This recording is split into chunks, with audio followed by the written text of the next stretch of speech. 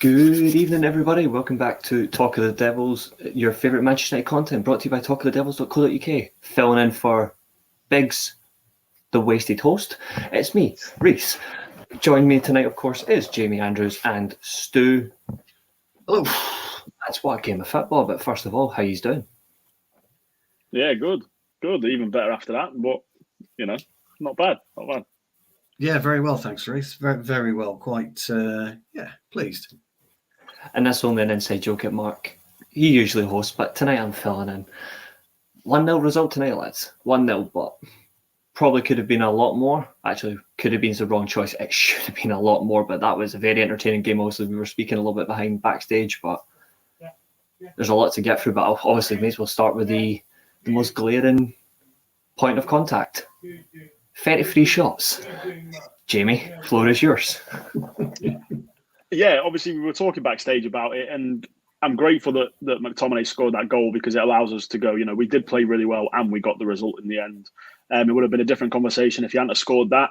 But I was saying to a couple of people before we scored that, call me naive or whatnot, but I genuinely thought it was a good performance from us. I think it was some of the best football that we've played under Ten Hag. It's clear that his footballing vision is starting to be translated on the pitch. We saw, changes for the way that we deploy players. Malacia stepped into the midfield role and was operating almost as a centre forward at times, trying to occupy people in the box.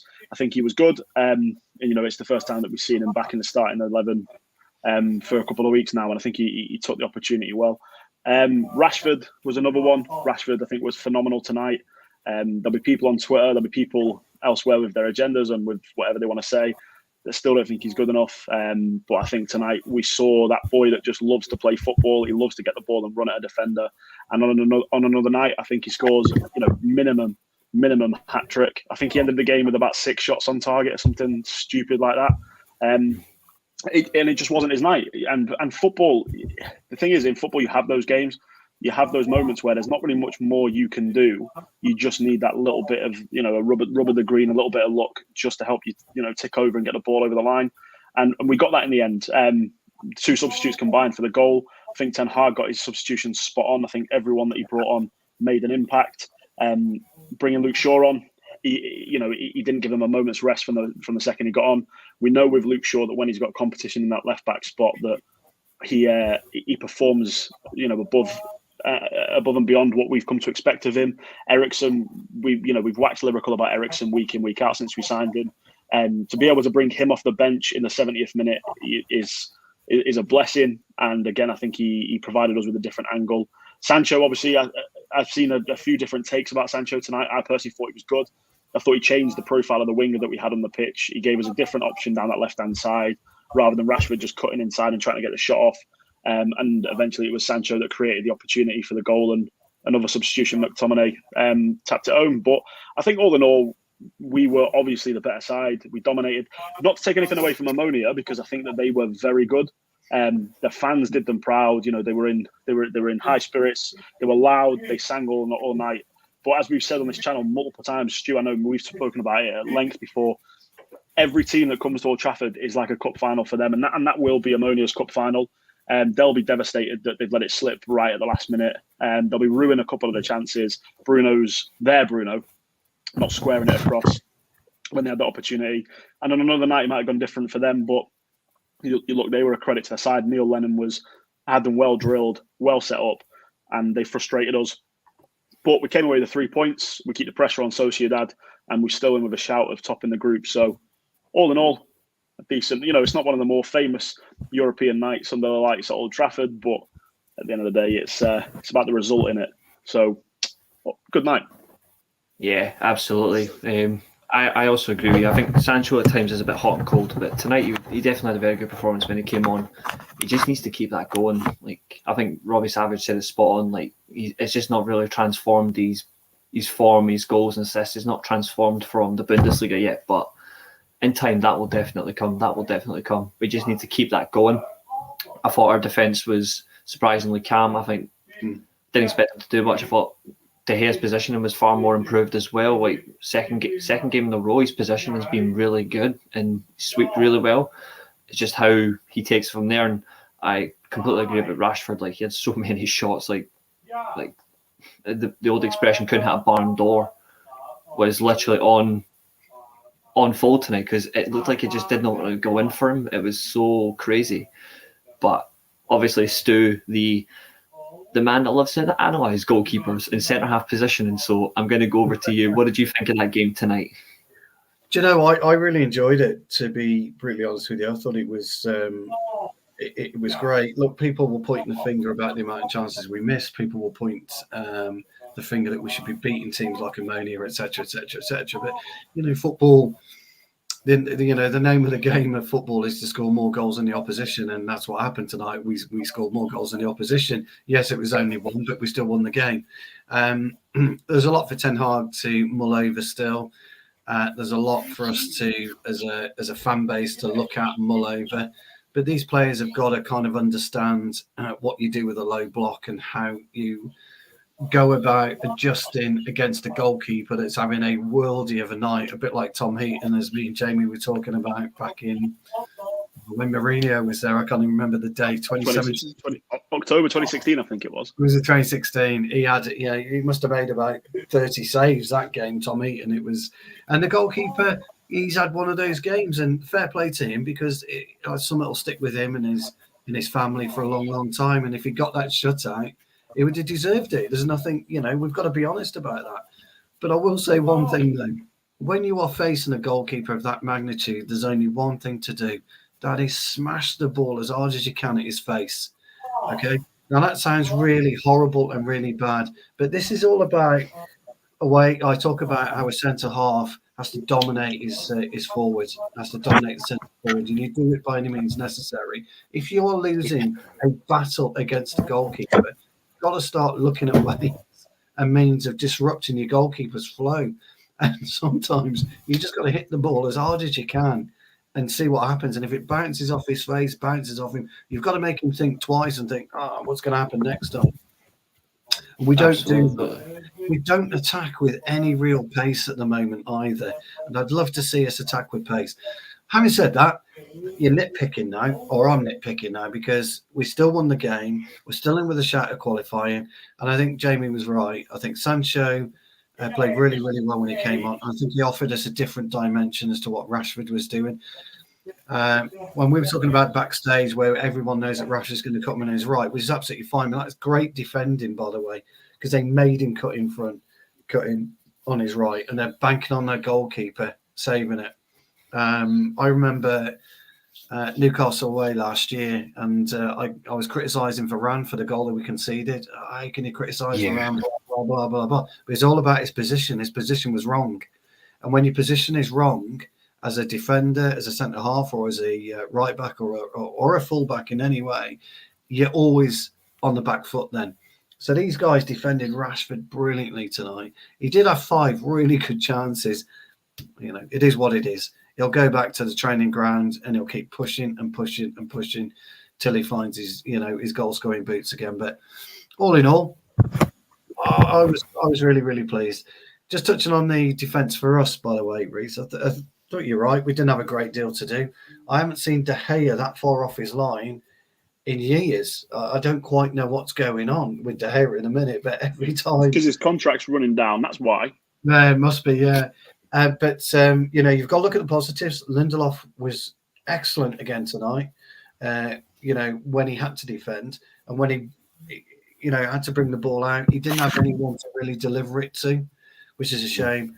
Martinez had a couple of dodgy moments, a couple of rash tackles, but all in all, he was still solid. So all in all, absolutely, really, really enjoyed the game of football. I think from a neutral, it'd be great. I think Sociedad would have been pleased, praying that we lost that game, but we didn't. So hard luck on you, Sociedad. We're coming for you. Just before I shut up, guys, I would like to remind everybody that October is Breast Cancer Awareness Month. So a big up to all the gals and guys, actually, that do suffer from this horrible, horrible disease. We all know somebody within our circle, within our family, that's been touched by this shocking disease. So, look, big up to everybody. Donate when you can and keep it clean. Yeah, I second that. Like, that's I know a few friends of mine that are donating towards it. They're doing charity stuff towards that. So I certainly second that. And to all those who are also donating towards like breast cancer now, etc. Any donation, it could be as big as £1, can be as small as £1, as big as like £10. Like any contribution really does go towards a great cause. It goes towards research, and it goes towards helping people actually get tested. Because if anything, not many people actually are aware of how to test themselves. Even just like the small, like look at your breast area, like little lumps, anything. Not many people actually know that. And that's just because the information doesn't get out a lot. So any information like that really is focused. Comment has come in here actually, found off from Joshua. Fair comment. He's done like that. I think he's done the dab emoji thing, but he says need to improve. Oh, I agree. I think one thing that we may need to improve on is just that attacking at pace. I think that's one key comment that you did mention there, Stu, is we weren't really attacking at pace. It was really slow, like methodical. I know Ten Hag likes to be like methodical, but he does want pace behind it, and I think that really does need to come. I think he's just trying to find the correct partnerships, and that is going to take time. But one thing that we do have a little bit of is time, but we don't have an awful lot. So I'm hoping that we see it pick up. One thing I think is fair to do, and speaking of Philly United content holders, hello Maisie, good to see you, lovely. Maisie's also doing donations towards breast cancer now as well, like through her channel. Any donation she makes is going directly there. It's a pleasure to have you in here. Thank you for tuning in tonight. It's always a pleasure to get your comments, questions, and a lot. There's one thing I think we should actually bring up tonight. I think is very fair. It's not just Omonia's how they played throughout the game, but one particular player that I think does deserve a fair mention. Although had he actually used his brain early in the second half, we would be having a very different conversation. And that is their Bruno, who for me was probably, I think for the whole game, I would say if he had made that pass and got the assist for it, you would say borderline 10 out of 10 performance for Omonia, like in terms of like value and what he was bringing. I think he was a solid 8. Like I think for the whole game, I think he was generally the most destructive player on the field. The only thing that didn't go for him was the chance he had in the first half, and he got selfish. And then again, though, he's playing under the lights at Old Trafford. I don't think any one of us would realistically blame him for being a little bit selfish. I know I'd be a greedy bugger. I would go for it. I would go for goal. But sometimes selfishness can cost you. And tonight, his selfishness did in fact cost Omonia a potential valuable point. So I'm going to come to you, Stu, first. I would have clapped him on the park, Reece, and I'd have kicked his arse in the changing room. That's absolutely. But absolutely. I'm going to up to you first on that one. What was your performance on that? And before I do, I'm just going to say to Maisie as well, you are extremely welcome. You're extremely welcome. Absolutely. I think you're absolutely right in your analogy of him.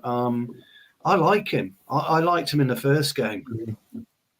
I did criticise him with his attempted lob when he could have drawn the game level at the time, if you remember, and he got it completely wrong.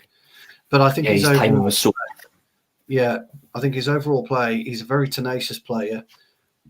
He's got a lot of skill. He's very, very strong, and he's quite quick, isn't he? He's quite rapid. And he's the type of player that allows you to have an outlet because he can actually hold the ball, which is something that Rashford, bless him, can't. And Anthony at this point in time can't. Martial can to an extent. But this guy, can really do it. And I would suggest you might see that kid somewhere else next season who can play more to his strengths as a footballer rather than... I would go so far to say that over the 2 games, I think he's probably been the best player out of both teams over the 2 matches from a consistent point. Now, he's made those 2 errors. He got the lob wrong and he got tonight. You're absolutely right. And you're right. Who am I to say you shouldn't be shooting? As I said, if I'm on the pitch, I'm saying I would go for it. Yeah. When I'm in the check out. It's a different. I'm just checking all these. Yeah, and I'm talking to him, and I'm asking him why you just didn't look. You've got to learn to look. But I think to criticise him and say that he hadn't performed over the 2 games or he hadn't done anything. eye catching for 2 games would be churlish. So I enjoyed watching them. To be fair, in fact, I've enjoyed Omonia over both games. I think they've been a joy to watch. They play football in the right way. They're very tenacious. They're very strong. They play a very Neil Lennon type of football. He was always good in the tackle. Wasn't a great footballer by any stretch of imagination, but he knew how to get the best out of his ability. And I think he's done that with this team. He's getting the best team for the ability he's got to play with. But no, I would definitely give that Bruno 9 over 2 games. Yeah. Neil Lennon just loves managing people with a clover in their badge, doesn't he? That's what it is. He just he always performs well. Yeah. Anyone with a shamrock, he does well. Captain Celtic to win against us, didn't he? That's why. Yeah, I never liked him. No, I've never liked him. I never liked him. That's personal. I just checked there actually. Bruno's 28. He's 29 in May. Is he? 94 boy. Aye. What's his nationality? Not bad. He's Brazilian. Is he Brazilian? Is he? Is he proper Brazilian, or is he like Andreas Pereira Brazilian? He's proper Brazilian at least. He's proper Brazilian. I actually looked at some of his stats actually. So he made his professional debut in 2015 for a team called Austria Lustenau 2. That was for the second team. He had 15 appearances and he had 11 goals. He then went straight to the senior team and he had 58 appearances, 13 goals. Not bad. So in terms of his actual goal scoring altogether, it's around 30 goals for a winger, but he's had around 200 odd appearances over several clubs. It's not the worst output in the world, is it? No, I don't think so. I think, and this has definitely been probably his best because he was. I just had a look at the stats. He was actually key to Omonia winning the domestic cup under Neil Lennon last year as well. They are defending national Cypriot Cup champions, or whatever their cup competition is. Sorry for any Cypriots watching this. I really do not know what your cup competition is, so I don't mean any disrespect like that. You can kick him out, Reece. Get rid of him. Big lad. Off you pop. Go away. I'm retiring. Yeah, thank God for that. We might actually, string a few wins together. We might win. Absolutely. So, anyone, there's 7 people watching. That is absolutely amazing. They're all watching on YouTube. Get your likes in there, guys. Please subscribe to the channel as well. Follow Talk of the Devils on Twitter as well. Any content you'd like to see, get in touch with the channel. Obviously, there's some fantastic interviews as well. There's also great content with Wayne on a Monday with Paul Parker, Mark's ex preview shows, reaction shows. I think he's going to have serious conversations now about his own performances. I'm only kidding, Mark. I'm only kidding. But we are going to go back to tonight's game, obviously, and I think one thing that did stand out, and I think we did speak about backstage, but obviously I want to get the live chat's thoughts on this as well, because I know I was not happy with it, and we did say we would have been okay with the penalty not being given if the red card had been awarded. It was really poor. That was 100% a red card. Casamama, he is coming. They're very dangerous. In any other circumstance, that would have been given. I think he was very fortunate. I think the referee was maybe a bit too lenient. I'm surprised VAR's check was very quick as well and not efficient, in my opinion. But all in all, I do think that's a red. Not that it's biased because it's Man United. It would have been 10 men for us advantage. But yourself, I'm going to come to you, Jamie, on that one. Red card for you or yellow? Yeah, it's a red card all day. But the problem is that referees, and I'm glad to see that it's not just in England, in the Premier League, that are poor. We've seen some really dodgy officiating over Europe this season as well. Last night there was the issue with the AC Milan-Chelsea game, Tomori getting a red card, never a red card. And in the end, it costs Milan. So, again, I think it's a pattern that we're seeing across Europe, across the domestic leagues, is that referees are being given all the tools they need to succeed and to make correct decisions, and they're either choosing not to use them or to interpret the information in whatever way they want to. So, we spoke about it backstage. You can forgive that penalty being given because that referee's probably sat there thinking, Omonia are having the game of their life at Old Trafford. The last thing I want to do is ruin this with a soft handball claim. And I can respect that. The whole handball law at the minute seems to be up in the air and no one knows their arm from their elbow and stuff like that, and it's very contentious. So I don't mind that challenge though was a red card, and not even just from a bitter point of view, but from a safety point of view, because it's a dangerous challenge to be making. We said that Casemiro is lucky to come away from that without any long-term damage or any immediate issues. I'm not saying that the challenge was intentional. Regardless of intention or not, though, the problem is that if that's an inch higher or an inch lower, it's either snapping an ankle. You can do some leg breaking issues there, the ACL injuries that come into play with it. So there's a lot of scope for injury to play around with that there. So personally, I do think that it should be a red card. And again, not from a bitter point of view, but you have to think that if it was the other way around, if it was Casemiro making that challenge, there's a red card. And I think that the gravity of the occasion sometimes does get to referees. But what I do, and I've said this on this show so many times post-game, is that we're almost seeing every game a VAR controversy, a referee incident that goes wrong. And at some point, whoever the governing bodies are for the individual referees and stuff like that, we have PGMOL and stuff like that in England, really need to be sitting down with the match officials and figuring out what is going wrong. Because there shouldn't be this many contentious issues in an age where technology is everywhere. We see replays all the time on TV. If you watch the game back and stuff like that, that information is now readily available to the referees. 15 years ago, you can again forgive that. Maybe the referee doesn't see it or whatever. Maybe he had a different angle of it and he's got a different opinion of it. Whereas now, you've got VAR sat there watching the footage. They can turn around and tell the referee to go up and check the monitor and make his own decision based on the new information presented in front of him. It seems like neither of those things happened tonight for either decision. And it just seems that they need to figure out what they want to do. Either remove all the technology from the game and go back to referees making decisions based on their eyes, based on what the lineman tells them or anything like that, or give them the technology and make sure that it's monitored and implemented properly, because we can't in the 21st century, we can't keep going through these motions of referees making howlers. Again, I want to talk about for the Chelsea and AC Milan one last night. That especially was such a bad decision. That really irked me. I watched one for as well. I was absolutely furious when that happened. Especially when you realise how important Tomori is to that AC Milan side. And for him to be sent off for something that, again, chances are probably wasn't even a yellow card. Do you know what I mean? Like I agree with that. It was definitely a penalty. Yeah, never a sending off. Give the penalty. That's fine. Don't give the sending off. But again, all this technology and all the outlets that they have to make the correct decisions, they're either ignoring, they don't know how to use. And again, we've said it before on this channel. The problem is that the technology might be there, but some of the people that are using it are moronic. They're idiots, and it still leaves it up to human error. So I think, luckily everyone was fine tonight. Casemiro didn't end up with a broken leg.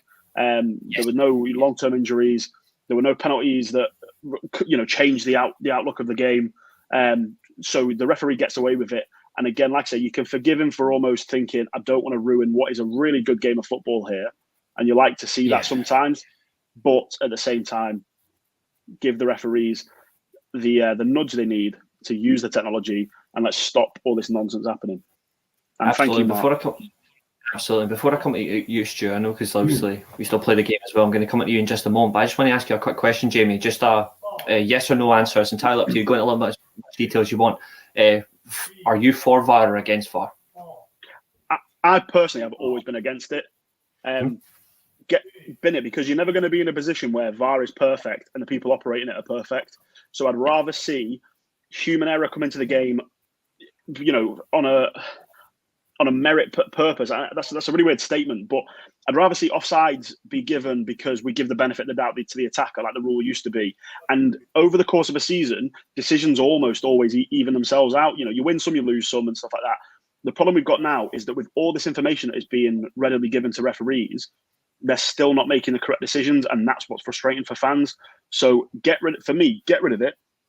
Go back to using the eyes, using your linesman, making an on-the-spot decision. Yes, you're not going to get every decision right, but at least, you're playing the game and you're refereeing the game with the best intentions rather than ignoring technology. So I personally think scrap it until they potentially come up with a good alternative and something that can be used. But yeah, let's go back to the halcyon days of allowing your centre forward a foot of offside because you turn around and go, we'll give the benefit of the doubt to the attacker. Games are more fun that way, and also it brings back this thing of players can actually celebrate a goal that they score rather than having to look over to the linesman or sit there with bated breath and go, oof. And then we don't end up with post-match punditry of Graham Souness turning around and analysing the lines that have been drawn by the VAR and stuff like that and going, oh, well, if you see his elbows offside there and things, there's far too many like tangible things with it that can go wrong. So yeah, scrap it and let's go back to fun football. Yeah, I appreciate your response. Thank you. And for anyone that's in the live chat, there's 10 people watching. Get your point of view as well on VAR. Are you for it or against it? Stu, I'm going to come to you about the red card, and also the same question as well. VAR, are you for or against it? But first of all, your opinion on that red card that was not given. Yeah, look, I think Jamie eloquently expressed his views, and his views are absolutely correct when you look at it in the cold, hard light of day. Of what's a red card and what isn't a red card. Let's be very, very clear about that. Yeah. From a player's point of view, I'm looking at that ball and I'm always thinking I can get there, and I'm going to go for it. And you have to get. And the problem with tackles is, and when I first looked at it, by the way, because if you remember when the tackle was done, the camera was slightly. It was not an overhead view, but it was a down view, wasn't it? When the tackle first happened, because it was obviously on the sideline. And when I first looked at it in real time, I thought, well, good tackle. And Casemiro, it was a heavy one. You could tell it was a heavy one, but I thought it looked a good tackle. And then as soon as you see it in slow motion, you think to yourself, oh, my God, that could have an inch higher, 2 inches higher, as you said, Jamie, in the green room. That could have been a leg breaker. But that's kind of the chances you take in football. And Casemiro's that type of player. And the reason why Casemiro didn't really react and roll around too much is because he's done that plenty of times in his career. And in all fairness to the kid, if you watch the guy throughout the 90 minutes or the 95 minutes, he wasn't that type of player. You can always tell that type of player. You can always tell a player like a Nigel de Jong. He did it every other game. You knew what you were going to get with Nigel de Jong, so you had to adjust your game to kind of keep yourself in some kind of health. With this kid, I didn't ever feel so. He went in wholehearted, and I like that about it because that's how I was brought up to play the game. Going back to what Jamie was saying, the referees need more help if we're going to have technology to help them, and if we're not going to have technology to help them, then that would have been a difficult one for him to actually officiate with because of the way he was positioned and the way that the players kind of collided is the best way to describe it. But I love that type of challenge. And my fear about football has been over the last 2, 3, 4 years, if you remove real competitive spirit out of the game, you're removing a lot out of the game. And Jamie, you spoke about the offside. I'll come back to VAR in a minute, but you spoke about the offside. I'm with you on that one. As a defender, I'm furious, but it's my fault if I've got it wrong.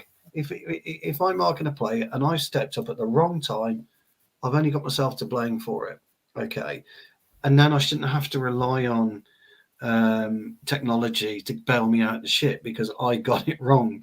You should never have to rely on technology for that. Technology should be there for the real contentious, real bad decisions that are maybe worth 10 million or 1 million or sending off or not sending off. The Tomori one last night was a disgrace. There's no two ways about it. Rashford handball against Everton. It's impossible for the guy to do anything else. The ball comes up off Coleman's knee, wasn't it, or whatever. It's impossible for him to do it anywhere else. Common sense, and you've heard me speak about common sense in football a lot because that's where football is at its very, very best. When everybody's using their common sense, their eyes, their ears, and they're utilising their strengths through their senses. And unfortunately, the ref was in a bit of a dilemma. I really do agree with you, Jim. I think he thought to himself, geez, if I send him off, what's going to happen? Is it a sending off? Isn't it a sending off? I'm going to go to VAR. I'm not going to bother. I'm going to go to VAR. Hold on. And he'll do that. And he makes somebody else get him off the hook. So that goes back to me as a defender stepping up too early, VAR getting me off the hook. It's not right. It's not right. Where's the accountability? So I think you know where I'm going with VAR straight away. I'm with Jamie. Yep. I never wanted it. It takes away the real competitiveness that is football. When you're on there and you're marking your man, it's gladiatorial. It's you or him. Okay. He either gets the better of you or you get the better of him. And it, you know, for me, I always had to get the better of him. I had to do it. And if I didn't, I hold my hands up in the dressing room and say, look, my mistake. That's why we lost the game. And that's how football is.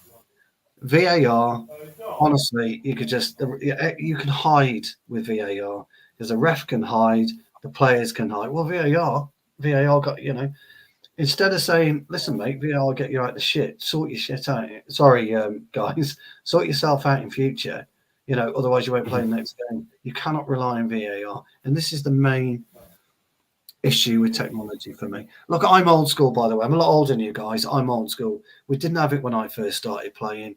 If I took one in, you know, the gentleman's area, tough. If you take one in the gentleman's area today with a stud or whatever, you know, yellow card, red card, get on with it, mate. When you're 8 years old, get on with it. So. And also, just quickly on that, I personally do not think that VAR is there for the enhancement of the game of football. I think it's there because football is a global spectacle. You know, there's cameras on every angle. It's almost, you know, like a TV show. It's almost like a big blockbuster. And week in, week out, you know, millions of people watch this. And the problem is that millions of people watching it with camera angles all over the place is they're bound to find inadequacies and issues with refereeing decisions and things that happen. So I think that the technology is not there to enhance the actual playing of the game. It's to make referees a little bit more liable. Not liable for the errors that are made. That's right. Because people at home, because people at home can sit there and go, well, that's clearly offside. I can see that. If you're at a game, like how many times have you been to a football match and watched it and gone, oh yeah, he's definitely offside because where I'm sat, you know, in the third tier, I can definitely see that he's. You don't. It's all part of the experience. You go there, things happen. You don't really know, you know, whether this player was offside or not because you might not have clocked that. It's because every single detail is minutely scrutinised by Sky Sports, by BT, by beIN, you know, by the Zone. You know, you have channels on YouTube that sit there and watch the games and things like that and scrutinise the decisions. So it's vastly under the microscope, massively. So what it is, it's to make referees less culpable for decisions. It's to try and appease the people that are watching on television and things like that. The pundits that are sat in the studios that get inch perfect slow motion angles of everything, and they can easily then go, well, Anthony Taylor's made a mistake there because I can see from here that this player's offside, blah, blah, blah, blah. I personally think that if there wasn't as much, and obviously it's never going to happen, and I'm glad that football is the global spectacle it is because it deserves to be, you know, where it is.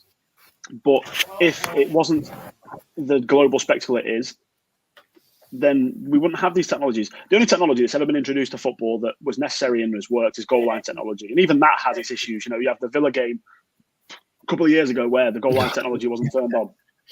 Right? Yeah. But that's the thing. And I just think we need to understand that VAR is not about enhancing the game of football. It's about hopefully reducing televised errors that might lead to something further down the line where, you know, hundreds of thousands of fans online turn around and scream at the likes of Anthony Taylor and people like that, Michael Oliver, and go, you were wrong. And here's the freeze frame that I've got from streaming the game that can prove that you're wrong. Yeah, but you've got to be careful as well what happens in the future. You know, is VAR one tiny little brick in an ever-growing wall? Oh, yeah. And what does that wall look like, though? That's the thing. What does that wall look like in 10 years' time?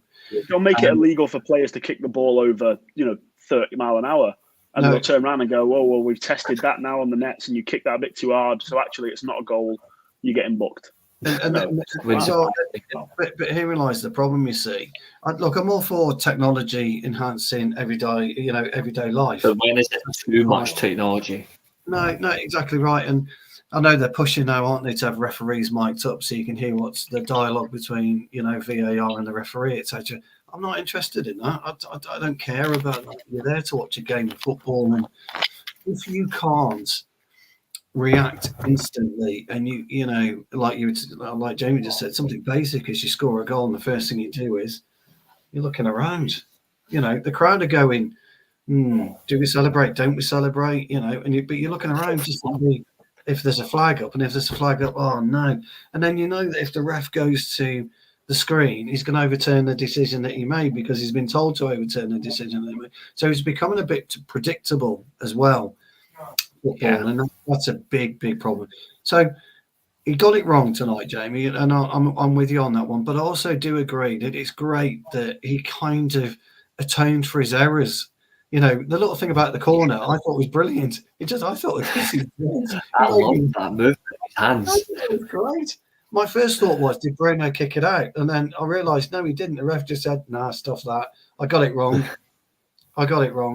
You know, and he did it. So I do like that. The only kind of area I do agree with is goal line technology, because that is so difficult to kind of look at, and to, you know, the naked eye will never ever see it, apart from, as you correctly say, when the Villa goalkeeper actually held it on the inside of the post and the net was bulging on the outside, and yet nobody saw it. That was great. So that was pure comedy. We will be moving on just a minute. I just want to, it was, yeah. We'll move on just a moment. Just want to say there are 14 people watching. Thank you so much for everyone that's tuning in. All on YouTube. Thank you so much for tuning in. Please do hit that like, share, and subscribe button. I will be saying it once again towards the end of the show, but really do appreciate it. It's good for the channel to get out there as well, for feature content as well, for other people to see that they're new to the channel, haven't seen the content before. So it'd be really good to have there. Before we come to player ratings, there is one player I really want to discuss. And no, it's not Ronaldo, because to be fair, I think we could be here all night about his form. I know Jamie wasn't particularly happy with him before the show started, and rightly so, because it's down to the type of player he is. It's like what he represents as a footballer. I'm going to go to a complete different side of the pitch. I'm actually going to go completely towards the goalkeeper. I know we've spoken about him briefly tonight, but I actually want to just touch a little bit more on David De Gea. I think next 5 minutes or so, he actually deserves to get a fair bit of comments, particularly because it's actually just been brought up in the chat, funnily enough, by Anto. Very surprised by David De Gea playing sweeper keeper, and I know exactly who I'm going to give it to first, and that is going to be Stu. But absolutely, David De Gea playing sweeper keeper. Obviously, Jamie mentioned it earlier on that his contract's running down. Best comment of the night. But do you think it's something else, though? Do you think something has been said to him behind the scenes where he's finally taken notice, or do you think it could be the inevitable fact that he knows his contract's running down and United might just decide, you know what, at the end of the season, you're done, mate, see you later? What do you think? I think it could be a mixture of both. Yeah, I think the contract one. I think his agents turn around and say, you need to up your game, son. Otherwise, you're gonna have to find a club back in Spain. You know, probably a lower league club. But look, obviously Ten Hag's come in. He's got a different way of playing, and I think he said to him, look, if you're going to be my number one, this is what I need from you, not what I want. This is what I need, and if I don't get it, then you're out. And that's why I think he brought Dubravka in, because Dubravka can play that type of Ten Hag system. He's a very, very good and capable goalkeeper, is old Dubravka. And I think De Gea has probably thought to himself, I will have an issue here if I don't kind of step up. It was great to see. I did have to look twice. I thought it was a fan running on the pitch at first, because all this all blue. I think Crikey used that, and then I realised it was De Gea. But I've got to be. Look, I have been a massive critic of De Gea for the last couple of years. I think he has been culpable of our defensive issues. He's massively culpable about pulling Harry Maguire down as a player, because Harry Maguire is a much better defender than he's been showing the last couple of years. And I'm sorry, De Gea has got to take a lot of the responsibility for that. So Maguire does himself. Let's be clear. Maguire's, got his own game and he's got to deal with that himself. But De Gea has been a massive problem for him, because when you are a goalkeeper glued to the line, it is almost impossible as defender, if you're not as quick as an attacker, to get those 3 yards back. And 3 yards is all an attacker needs. 2 yards sometimes is all an attacker needs to steady himself and get his shot off. And that is a big problem. And I brought up the Burnley goal last year, the Rodriguez goal, from last season. McTominay was on his heels, if you remember. Weghorst, that meant Maguire had come across. Weghorst was a little bit stronger than Maguire, let's be honest, but Maguire was trying to steady himself at the same time. The ball ricochets off to Rodriguez. Rodriguez has at least 15 yards of space to get to. So Maguire's already in a foot race he was never going to win. And then you've got De Gea on his line, and then you've got Luke Shaw coming in from left back to try. If you remember, he comes sliding in on Rodriguez way too late because Rodriguez already put the ball. So if De Gea was 9 yards off his line, by the way, it cuts Rodriguez's travelling distance, which gives Maguire a bit more of an opportunity. But more importantly, it allows Shaw to get on the goal line. So it'll give Rodriguez two issues. If he chips him, Shaw's just going to take it up. So Rodriguez is then going to have to take his shot a lot earlier, which De Gea will get. So it isn't just whether or not Maguire wins a foot race or Shaw wins a foot race or whatever. It's closing the distance down, the travelling distance between the attacker and the goal line. And that's all it is. And once you do that, which he's done today, and he's closed the distance down, it makes our defenders' life so much more easier. But of course, I got vilified for that when I was and that was only just one, by the way. I could go on forever about De Gea being stuck to his line and the goals that we conceded and the defenders out of positioning, the goalkeeping positioning. But unfortunately, because he's a great shot stopper, the fan base won't have it. They won't accept it. Yeah. He was our player of the season last year. Well, really?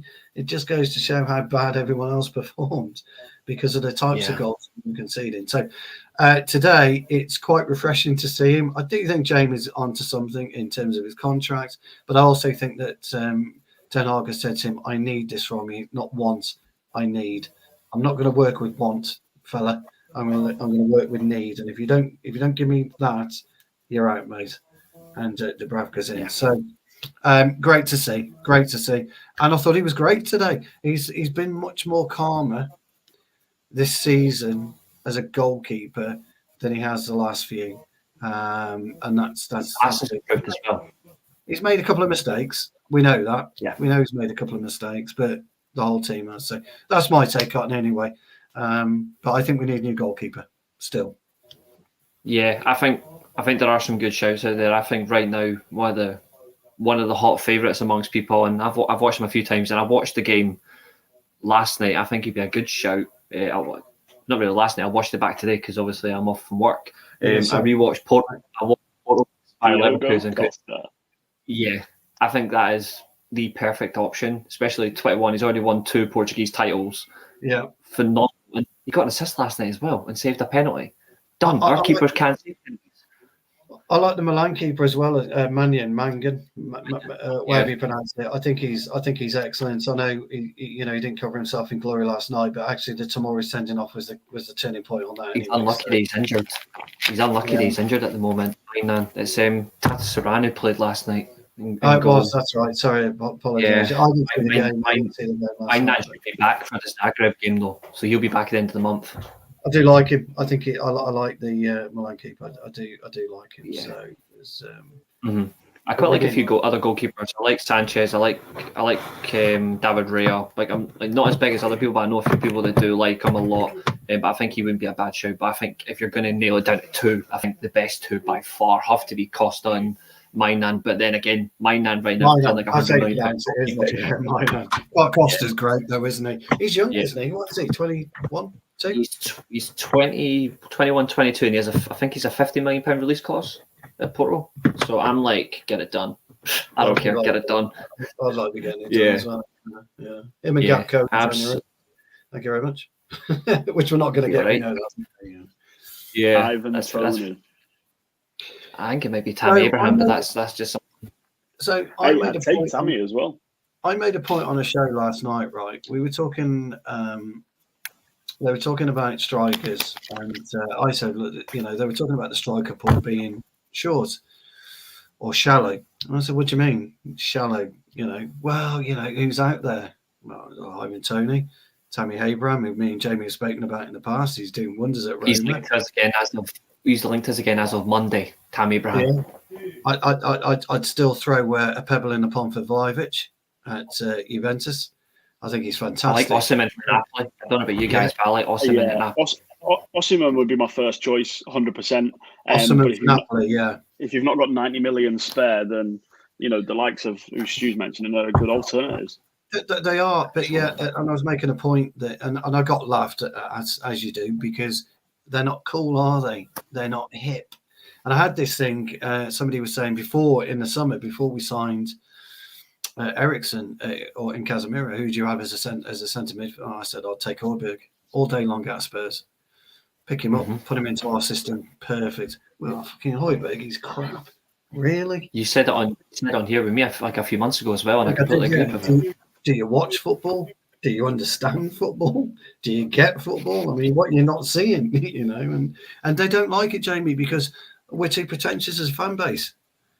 Yeah, I remember having a bit of a conversation with somebody on Twitter, I think it was, about picking up players from either bottom of the Premier League or relegated sides. And you remind them where we've picked up some of our greatest ever players from. Like, granted, obviously, it was in the past, You think about Dennis Irwin, like, where do we pick up Dennis Irwin from? Oldham. Exactly. We've always managed to pilfer some of the best talent in our league or the league below because you have an eye for it. And, you think of Andy Robertson at Liverpool. I was actually about to mention. Hull go down. Granted, one of our players was part of the crop that went down with them. £8 million, and he went on to become one of the best left backs in the world. So this snobbery of picking up players from teams that aren't, necessarily, top of the leaderboards, top of the crop.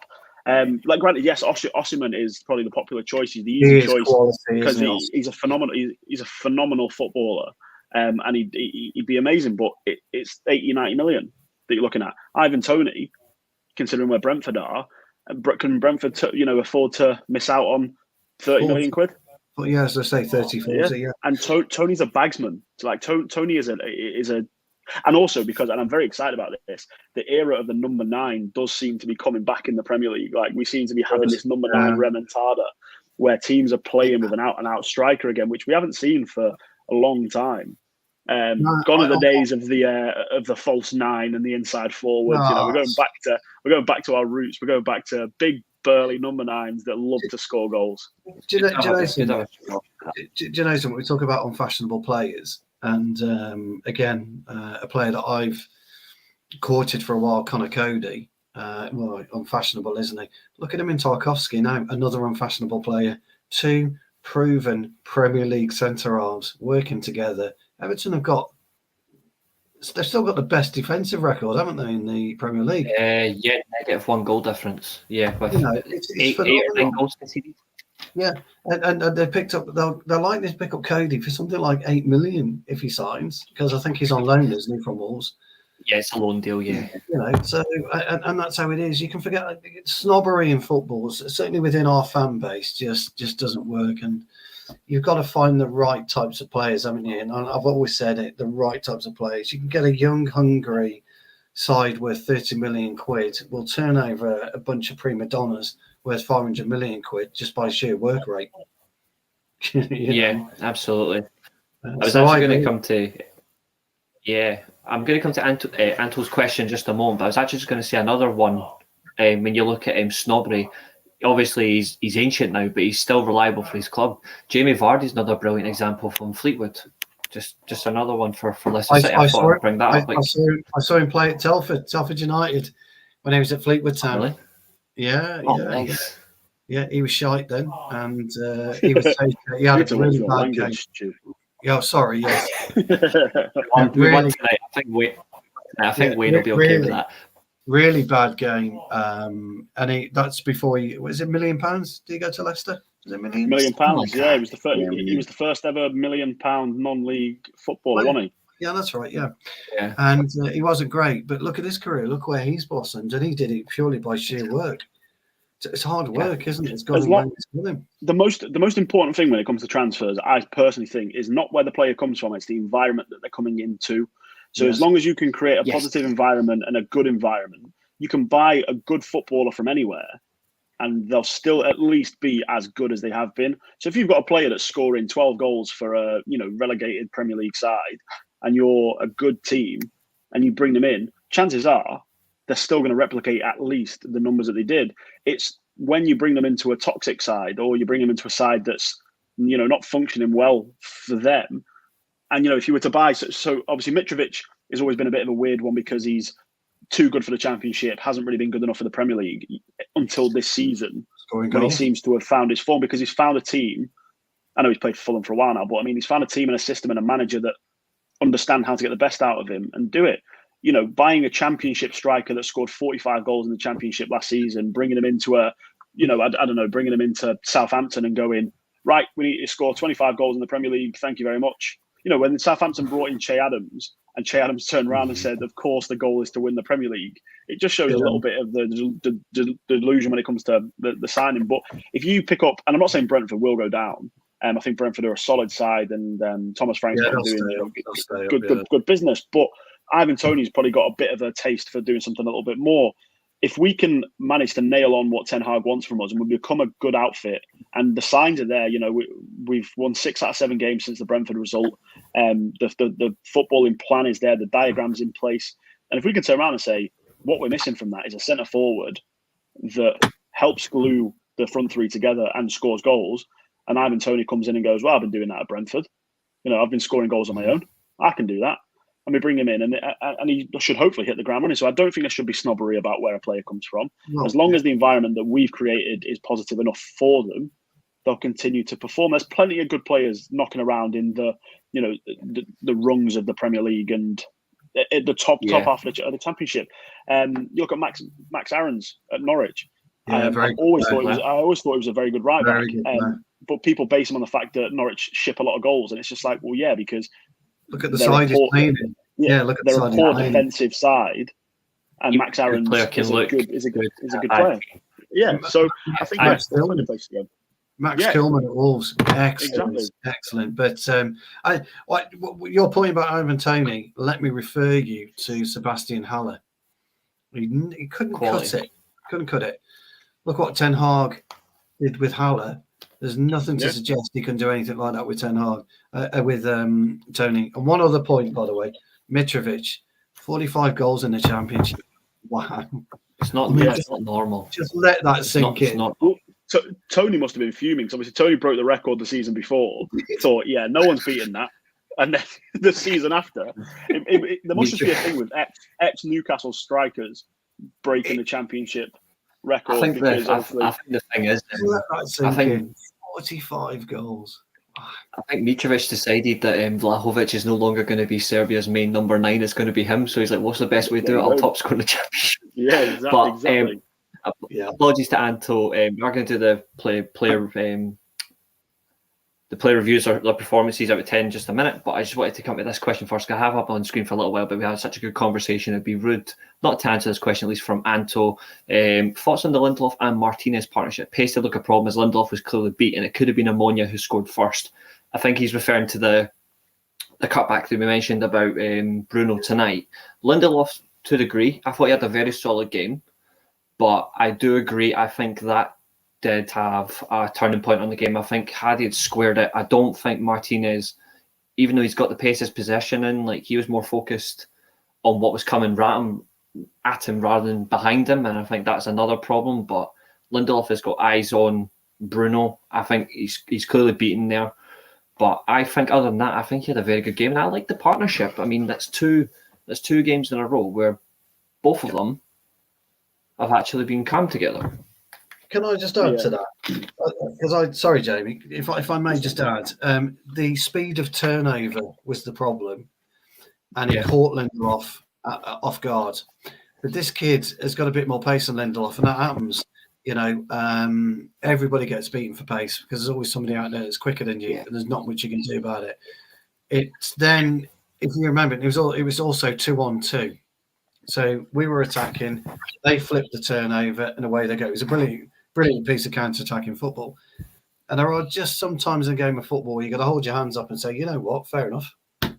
Not much we could do about it. 2-on-2. Because Martinez was woefully off the lad on the right. I can't remember the guy's name. I don't know if you can, like guys, but I can't remember. Pack something. I don't know how to pronounce these. But Lindelof was miles off because they were both kind of out of position.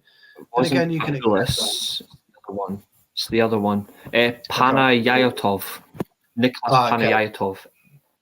And we got lucky because the bottom line is he saw the lights. But judge it over 95 minutes and not just that single minute, because you're always going to get exposed in a game of football. It's life. That's what happens. It's impossible to go through 95 minutes without being exposed at some point. And if you take that out of the equation, I thought they were solid. That's all I wanted to say. Even the greatest defender I've ever seen in my lifetime, Maldini, was exposed once or twice in a game. It happens. Absolutely. Like it's football. Absolutely. Baresi, Navarro, Chiellini, they're all get exposed. And the thing is that Lindelof and Martinez, they're two very proactive centre-halves who want to pick the ball up, who want to drive us forward. They're great to play in a game like tonight where that Omonia are going to bank 9 men in their own half and stuff like that and try and hit us on the break. You almost have to allow them the opportunity to get caught on the counter because, again, the positioning that they took up, because they wanted to get us on the front foot. Every time there was a clearance, every time the ball ended up in our own half, Martinez would pick the ball up and he'd scan and he'd pick through the lines and he'd find a ball that he could play. So I'm not surprised that between the two of them that there was a couple of times that they almost let them in behind. I think Martinez was clever. I think the little shoulder-to-shoulder contact, it's never really a foul, that, and if that is given as a foul, it's very soft.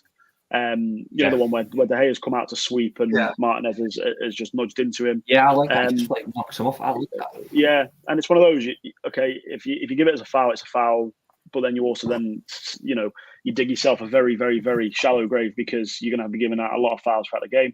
I thought they did look good. I don't think we can play Lindelof and Martinez comfortably against a side that controls possession and attacks us in constructed waves rather than just hitting on the break. I think exactly. I think against a team like City, if we get further into the competition and if we're playing the likes of, I know they've been a bit rubbish recently, but Barcelona seem to pass through the channels and they try and attack quite creatively. I think they'd struggle there. I think against a team that are going to sit deep, they work well. But I also think that if we were to play them against a team that are going to attack us more, if we were to play them against Chelsea, for example, the fullbacks wouldn't sit as high as they did. We saw that Dalot and Malacia inverted at times and operated almost again like inside forwards, allowing for more space for the wingers, and that then obviously creates problems in transition in the channels when they hit us on the break because we're already down 2 men. So I don't think. Yeah, and I think it's a great question about the partnership. I don't think it's necessarily cause for concern because of the format we were playing, the team we were playing against. These things are going to happen.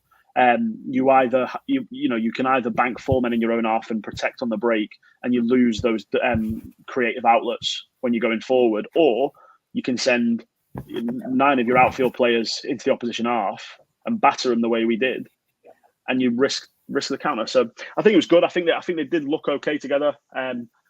It's not necessarily a centre half partnership that I would play 38 games of a Premier League season together. Varane is for me obviously the first choice centre half. I know Stu. I know obviously you think he's been decent recently, but I do. Me and Stu have spoken about Varane extensively over the years. I think he's definitely our choice, but I do think we need to start looking at a more reliable centre half. I've got no issue with Varane. It's just his injuries. Like, it was great that he went 5 or 6 games for an injury. I'm wary of how many games he will actually miss this year. I hope next summer, no disrespect to Varane, but I hope next summer we sign, say, a 23, 24-year-old who is just going to sit right in beside Martinez, and then we don't have to fear for the worst. Do you know what I noticed about Varane just recently, actually, what he didn't do last season, what he's done this season? He's got our fullbacks in a lot tighter. So when they're at possession, he brings our fullbacks in a lot tighter, so that when they do attack down the wings at the optimum point, he'll push them out and attack the wingers, and then he brings them back in. When they're playing through the middle, so we are a lot tighter with Varane now. I've noticed that, and our stepping out and our stepping back seems to be a bit more comfortable and confident. It looks like the relationship between, and they both speak the same language as well, don't they? This is where Maguire, I think, had a bit of an issue or would have an issue with Martinez is the language barrier, and it's just one of those things. But the relationship between Martinez and Varane was almost seamless, and I've been waiting for that to happen, because I knew he would struggle without a Ramos type player alongside him, without that real aggression, without a Pepe, someone along that. Now he's got that with Martinez. Yeah, he's always been the Rolls Royce, for the better terminology, of the centre half partnership. He's always been. We've had it in the past, and I always mention this about Varane. We had it with Bruce and Pallister. I'm a Steve Bruce type defender. I'll get in and I'll get me face smashed in or whatever. I don't care. But I've always had a partner who's my polar opposite, who is able to use the ball better than me. But it's worked, and we had it with Vidic and Ferdinand. For example, Johnson and Stam. And all gone past. Buckingham McQueen. In the 70s and things like that. And we've always had that type of thing. And they've always had a dominant goalkeeper behind them, a real dominant goalkeeper, Van der Sar, a Schmeichel, a Gary Bailey, real dominant goalkeepers. And I think when De Gea's never been massively dominant, has he? But he was better in his younger years than he has been the last 3 or 4 years. But I think the Varane-Martinez combination just suits Varane better than it did with Lindelof and than it did with Maguire. Yeah. And that's why I see it blossoming like that. Yeah, absolutely. I agree with you. We are coming towards the end of the show, so I know Jamie does have to pop off shortly. So we're just going to looking at the time. so we are just going to cover the player ratings to wrap it up. So I'll just ask you each one, include do substitutions if you want, although to be fair, I think only maybe one substitution or two stand out to me. But we're going to go through the player ratings and then we'll wrap up there. So going to go one, and who's your man of the match? So start with you both, David De Gea, each of you. I'll give him a 6.5. I'll give him a 6. Yeah. He didn't need to do much, but he swept well and he dealt with what he needed to do quite well. So yeah, solid. Absolutely. And for the 33 people watching, could you also like, share and subscribe? And can you also give your reviews? Yes, I said that correctly. 33 people watching. Thank you so much. Thank you. Yeah, absolutely. Really do appreciate it. I'm also going to give him a 6.5. I think that's very fair.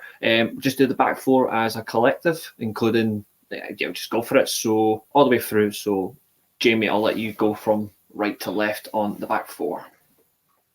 I'd probably give Dalot a 6. I think he was all right attacking. Didn't really need to do much defensively. So again, it's quite a middle of the road. Lindelof and Martinez, I'd say probably both get a 7. I'm going to say 7. I'm going to be really generous there. Give them a 7. They had a lot to do tonight in terms of zonal marking and zonal sort of defensive responsibility, and I think they managed it well.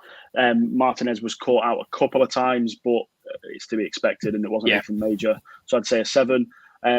Malacia, I personally would give Malacia a 7 as well. I think his positioning was really good, and I think if a couple of people had their heads up a little bit more, he might have even got a goal tonight. I think he was quite threatening. And then Luke Shaw, I'd probably give a 6. He's the only substitute I'm really going to include potentially. Maybe Sancho, I don't know. We'll see. We'll get to that. A 6 for Luke Shaw. He was good. He was good. He just didn't play as long as Malacia. I'll go with that, except I'd give Dalot a 5. I can't get on board with him.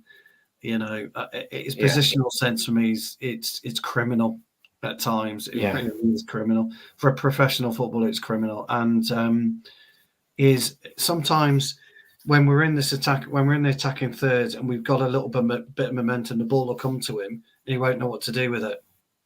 And so we'll go sideways, backwards. So he gets a 5 for me. I wouldn't disagree with a 6, Jamie, at all. But for me, I just can't get past him. So happy to accept Stu's view on that one. Yeah, but I agree with everything else. I like Dalot, but I have to admit, I don't think he's particularly up to snuff as well. I would honestly say 5.5, right in the middle. He is both. I think that's more or less that. Lindelof for me didn't have to do much, but I liked how he carried the ball. I'm gonna give him a 7. Martinez, I thought he was just a rock in defence, even though he didn't have to do a lot as well. Like he'd done everything that was asked of him. He led the back really well. Good connection with De Gea as well. Very in contact with him, like constant communicating with him. That was really key. I think Martinez gets an 8 for me, and Malacia 6. I thought he played really well. It's just annoying that none of our forward players converted any chances that he whipped in the box. I think he had 4 or 5 opportunities that nobody just got on the end of, and that's for a fullback. It's really unfortunate.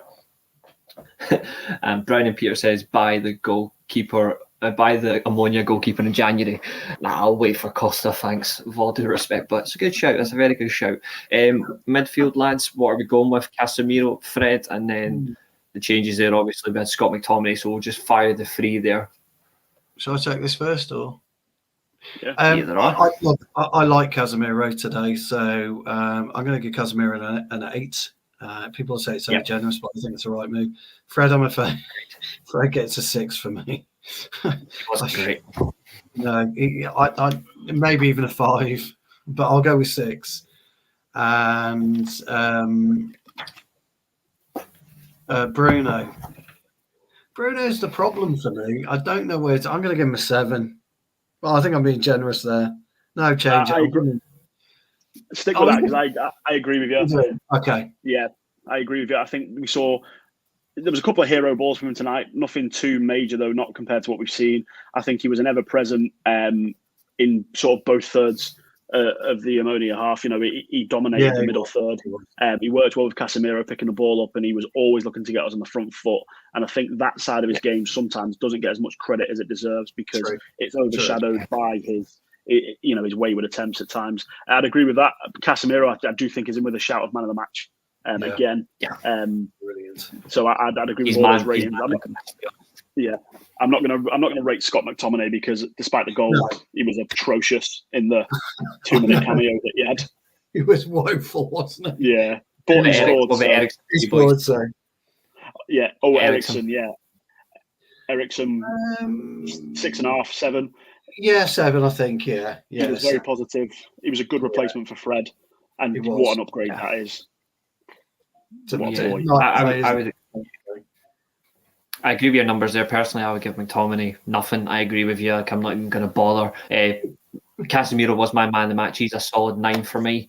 Eriksen 6.5. Fred, I like Fred, but I thought even though he had some good passes, you can tell by the fact he's had a lack of minutes, he just does not look up to snuff at all. So 5. I think 5's fair for him, but it's not a bad deal that we won anyway, so it's okay. Front 3, Anthony, Rashford, Casemiro, and obviously Sancho came on. I'm going to give you mine quickly. I thought Anthony was a 7. I thought the fact that he was coming in short balls at times, going in behind was impressive. He's starting to make himself less predictable. Ronaldo, 5. I don't think he really done anything of worth. I thought that left-footed effort they had in the box, he should have flamed and scored. I was shocked. Like, I think it's ridiculous that his finishing has gone to shot. It's something you would never say about Ronaldo, but it's obvious. Rashford, I'm not going to criticise him too harshly because his movement was really impressive tonight. He just couldn't get a goal. I thought, he should have had 1 or 2 goals. I'm going to give him a 7. I think same as Anthony. I'm actually going to give him a 7. And then Sancho, 7.5. I thought he was our best attacking substitution, probably our best attacking player. To be honest, I thought he finally got himself into good form. Hopefully it continues. So yeah, that's from me. 7, 5, 7, 7.5. What about you boys? Yeah, I'd agree. I'd maybe give Rashford a little bit higher just because I think that he was unlucky tonight. I don't think he did anything wrong. Sometimes as a forward, the goalkeeper's just in the form of his life, which he was tonight. I think Rashford was on fire, and for me, I'd give him the same rating as I'd maybe give Casemiro because they were my 2 man of the matches tonight. I would go with Rashford an 8 as well. To be fair, I think you're right. I take your point, Jamie, about Anthony. He's a different type of profile of a winger, and I think the fan base has got to kind of get used to this new type of winger that Ten Hag wants to play with. We're too used to the old 4-4-2 flying wingers, get round your man, get your crossing type. Yeah. He's a little bit different to that, and absolutely, and especially if we end up with a fullback that can stretch their fullback and overlap, it creates even more of an attacking avenue. So I think that the Anthony signing is really good. And when was the last time that we paid £80 million for someone and we didn't feel like we had our pants pulled down? Yeah, exactly. Because he's only going to get better. He's got a good ceiling. He's a good winger, and he offers us something that Marcus, Sancho, Alanga, the likes didn't have. I agree. I do like him. He can be a little bit lazy in games, but he'll get that. He'll move on from that. Of course he will. He should have scored as well. Should have scored today. No two ways about it. Absolutely. And we are going to wrap it up. Casemiro, my man of the match, by the way. Yeah, agreed. Second that. He was definitely for me. We are going to wrap up there. There is only on YouTube alone. There is 36 people watching. Please can hit that like, share, and subscribe to Talk of the Devils. We really do appreciate it, and follow Talk of the Devils on Twitter as well. To everyone that's watching, it's a thank you from me as well as standing host tonight for Mark. Judging by the fact that we won tonight, I think Mark's going to get the sack, but we can't really do that. I think that'd be a bit harsh. But it's been a good show. These guys as well, great guests, and it's a goodbye for me. And enjoy your weekend, guys, on the back of 3 great points. So, Dad, we're coming for you.